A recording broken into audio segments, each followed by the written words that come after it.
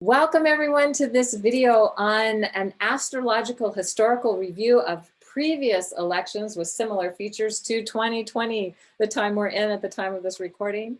I'm Kaylin Castell. I'm the co-founder of the Shamanic Astrology Mystery School. I'm here with Eric Roth, who is the managing director of the school.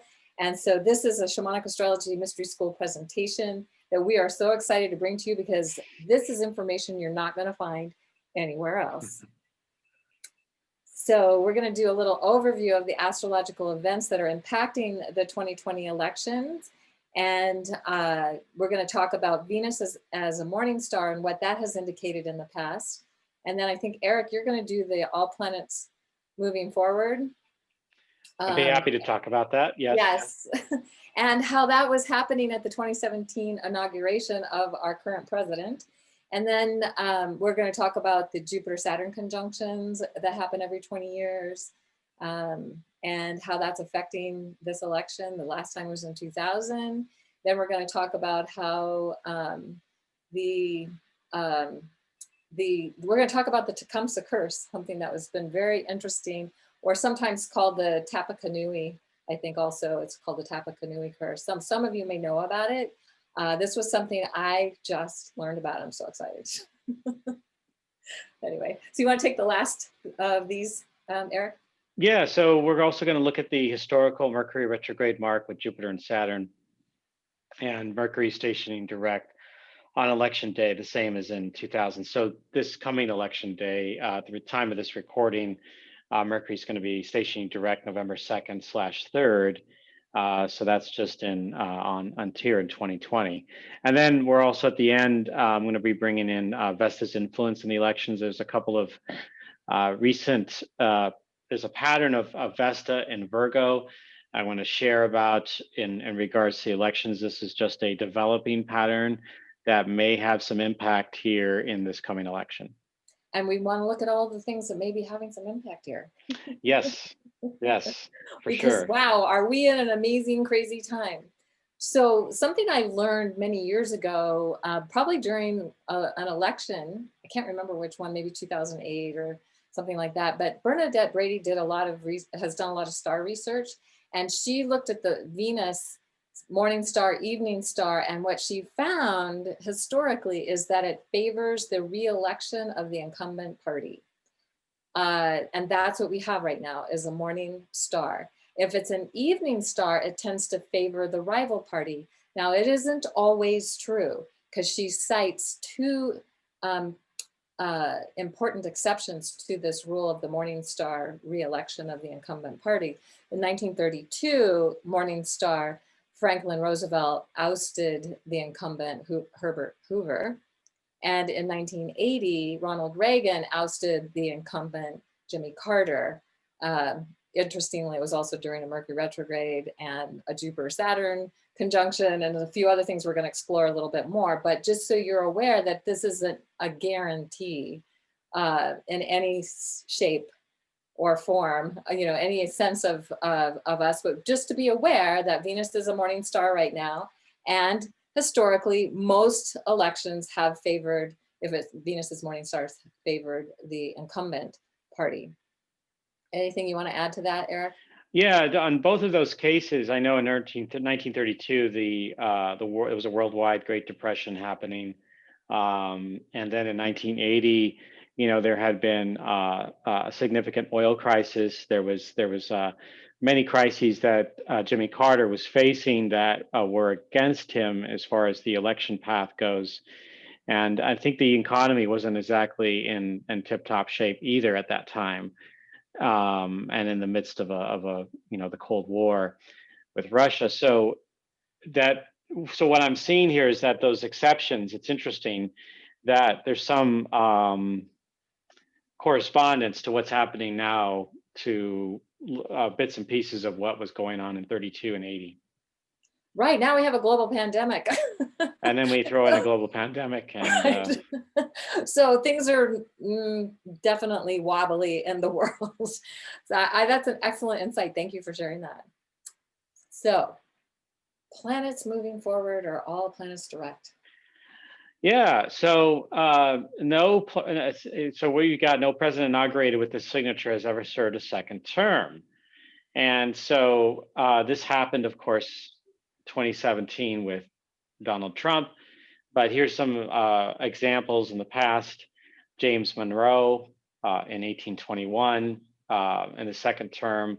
Let's see, second term elongated, and this was before term limits were ratified, elected in 1820. So ninth President William Henry Harrison. This was one that is connected to the Tecumseh curse, and he was elected in 1840, and he died only just a month later on April 4th of 1841, so serving just 1 month.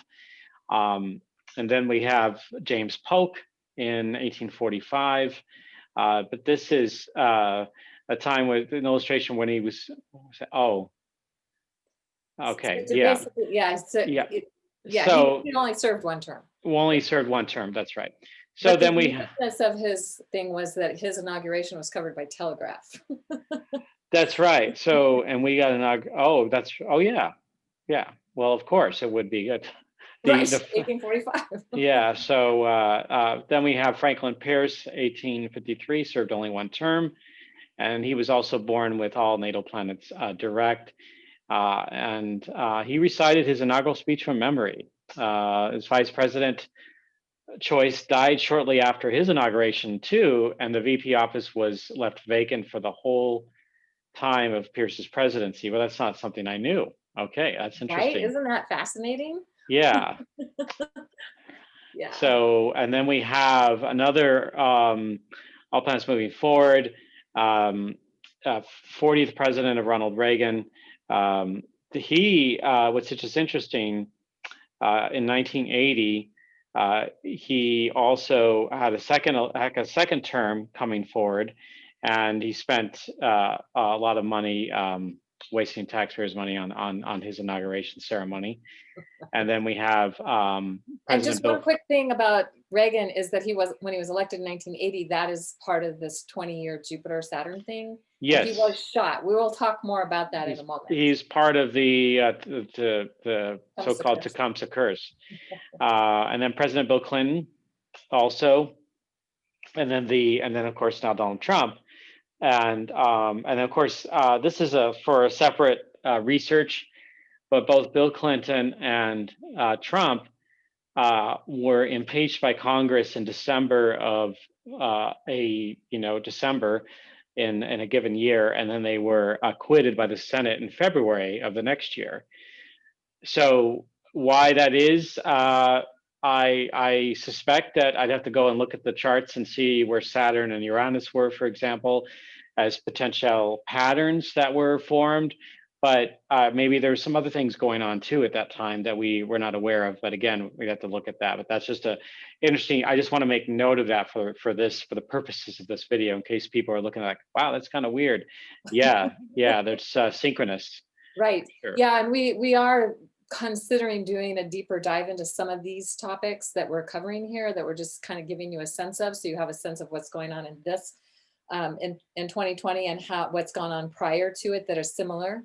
And so this whole Tecumseh curse that we've been talking about, and literally I became aware of the idea that presidents elected in an O year died in office and were assassinated or got ill or something happened to them. And we'll see a little bit more of that and who that's been and how that pattern has played out.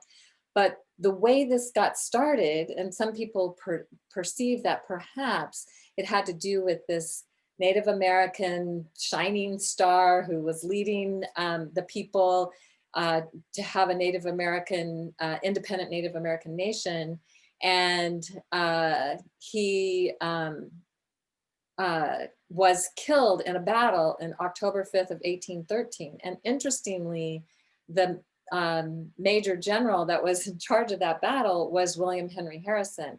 And so the thought is that his brother, Tenskwatawa, I hope I said that right, no offense to anybody, I hope, it was said to have placed a curse on the American presidents.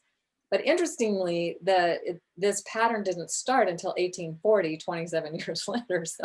So it's like maybe he cursed Harrison because Harrison is the first one to die under this so-called curse.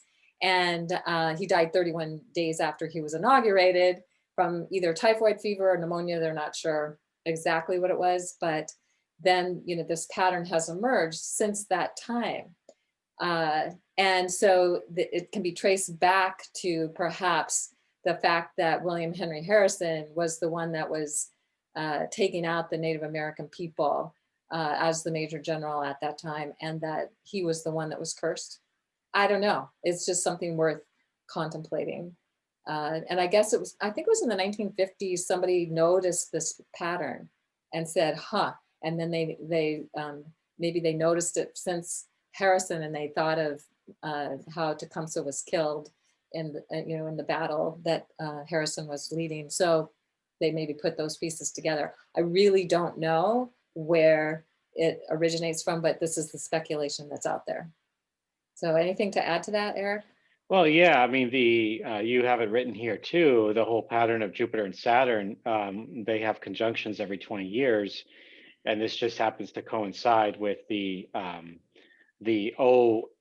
ending of the years with a zero, where a president's elected, and how that is affected. And I do believe that maybe both are playing a role in that space with Jupiter and Saturn in conjunction, and perhaps some powerful magic was weaved by Tecumseh's brother, Tenskwatawa,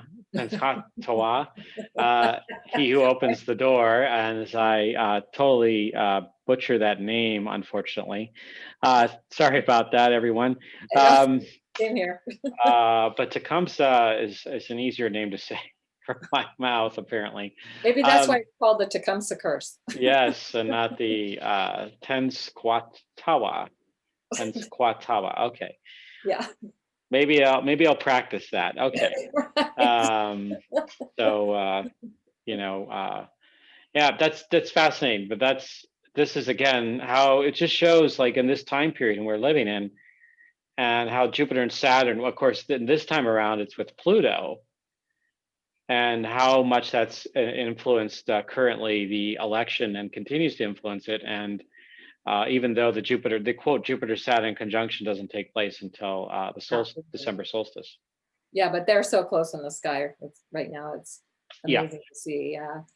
So this is these are the presidents that have died either by illness or assassination, or the ones who didn't die, but they had assassination attempts on them. So, and this pattern starts with William Henry Harrison in 1840.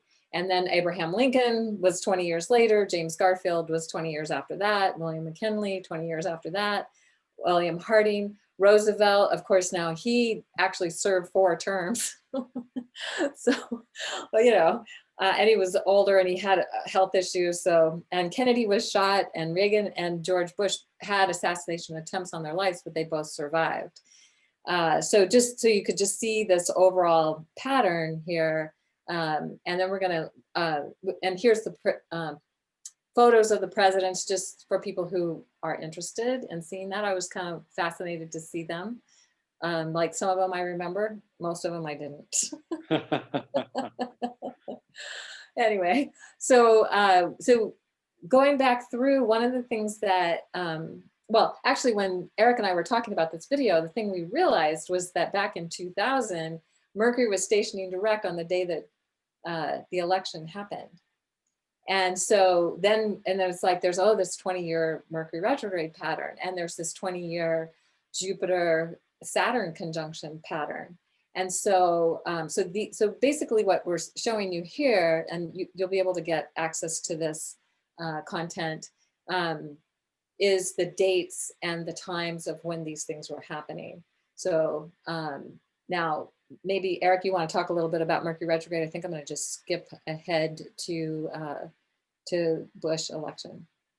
Yeah. So yeah, as you're seeing these slides, the purple font shows the Mercury retrograde period, and how I mean, we could see 1920 that Mercury retrograde, stationed retrograde, just a couple of days after the election.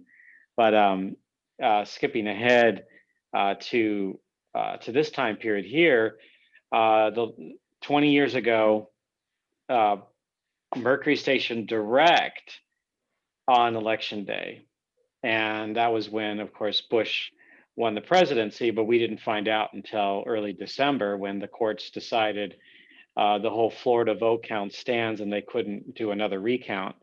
And it was, I think, just like 530 something votes that decided the state of Florida in favor of George Bush.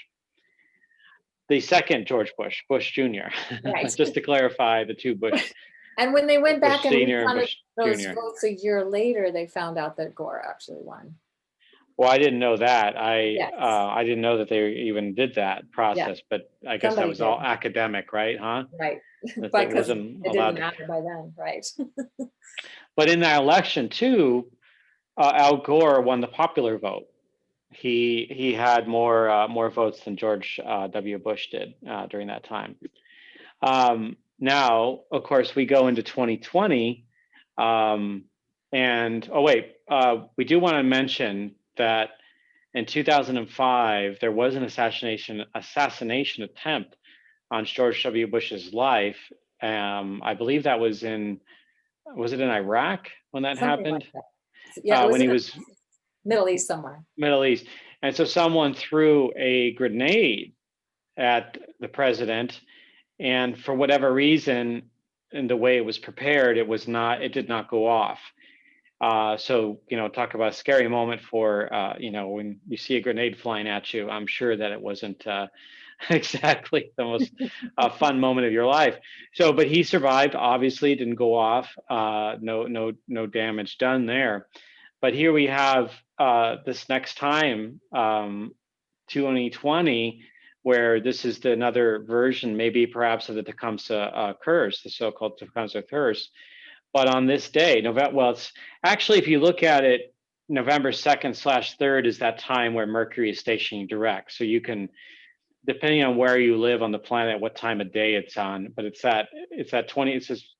this period of time where Mercury is just at a standstill, about to go For a few direct. days, actually, it's just like stopped, not moving. It's just like Right, just there. stopped in the sky, so it's not moving towards any star backwards or forwards here. So then this is, of course, November 3rd, this upcoming election here. So we'll see what happens, but this is amazing that this is taking place, and you have Saturn, Jupiter, and Pluto all gathering together closer and closer until they reach roughly about a 4-degree orb, or just slightly more than 4 degrees. With Mercury with Mercury retrograde and then stationing direct. This is really, really a powerful time, potent, juicy time, and that's of course happening in Libra, and that'll be squaring of the Capricorn planets. Yes.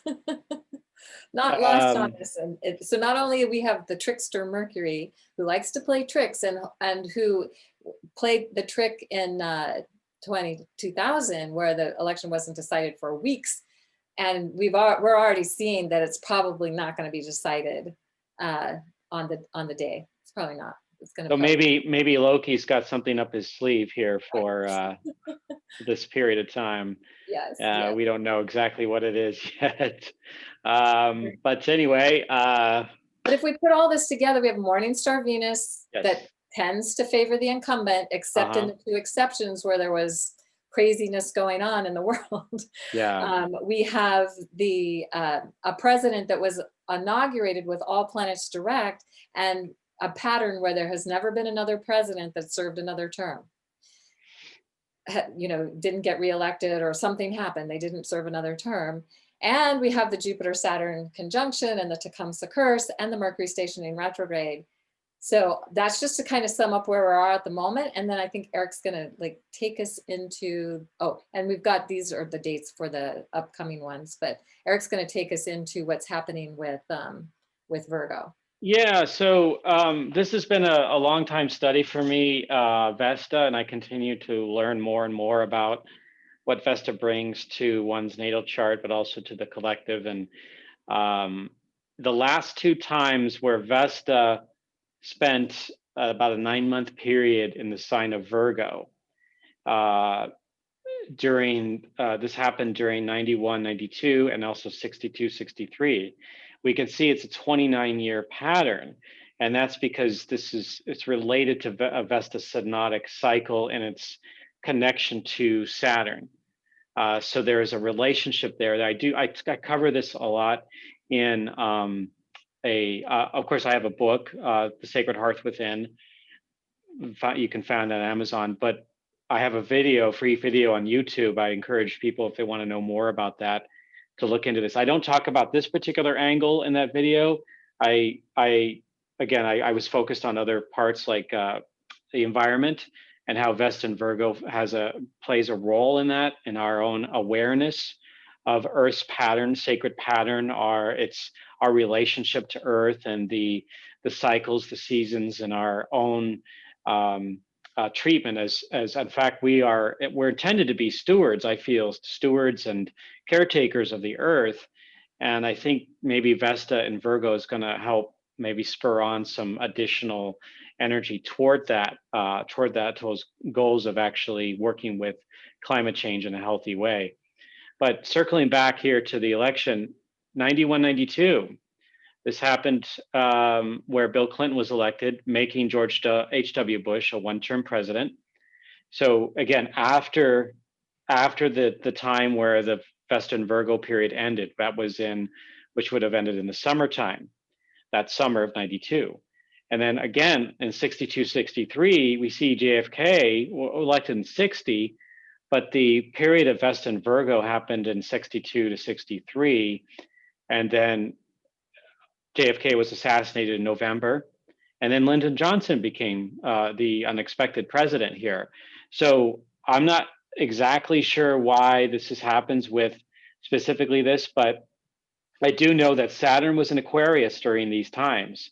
So I feel like that relationship between, maybe there's some, again, this is an odd relationship between Virgo and Aquarius, and what that means, I'm not exactly sure, but something is going on there to maybe foster in something that we need to have as a breakthrough in humanity, maybe a new way of connecting us to the Earth and expanding our consciousness. As a certain, maybe these presidents play a particular role in helping foster that in.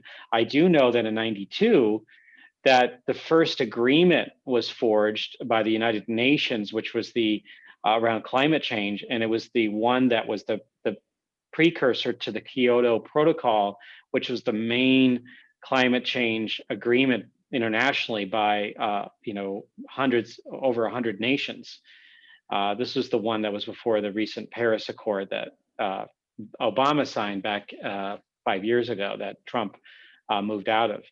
But so I find there's something in there around that there's like an energy that is spinning around for us to have this greater awareness of our own, where we live, how we live with, and our treatment of Earth Mother. So perhaps this is going on in the 60s. That was a very radical revolutionary time. And there was a lot of much greater awareness happening around climate change. But at that time, there were scientists thinking there was a global cooling that was happening. And but the space program was going on, and astronauts were able to see Earth as a full, like, wow, this is just a planet hanging in space and there's nothing else out there. Like, okay, we got to treat this with a certain amount of care, people. We don't have the technology to go to, like Star Trek yet to habitate another planet. At least maybe not in our lifetime, I don't know. But it's going to be a long while before that happens. So we better take care of this planet. So anyway, that's a little synopsis, and one of the more to come on that in the future. Yes. Yeah. Absolutely.